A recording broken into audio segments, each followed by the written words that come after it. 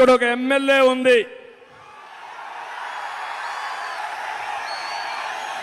Jabardasth MLA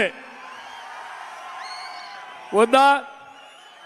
కానీ నియోజకవర్గానికి ఏమన్నా చేశారా ఎమ్మెల్యే? ఇక్కడ ఏమన్నా చేశారా?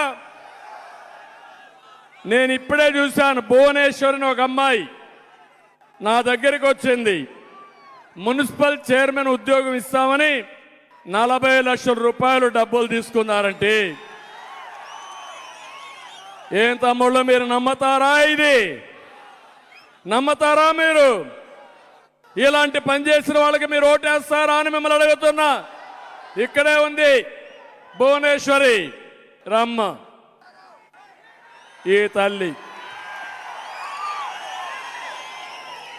ఆడబిడ్డకు అండగా ఉంటారా లేదా? మీరు ఉంటారా? ఉంటామని గట్టిగా చప్పట్లు కొట్టి ఆశీర్వదించండి అమ్మాయిని, ధైర్యం ఇవ్వండి.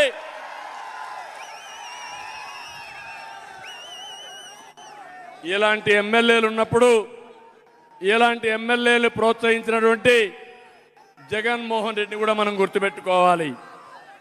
అందుకే నేను చెప్తున్నా, ఎక్కడ చూసినా దోపిడీ, గ్రావెల్ దోపిడీ, నగిరంతా కూడా అరాచకం, ఇవే చేస్తున్నారు తప్ప ఇంకోటి కాదు.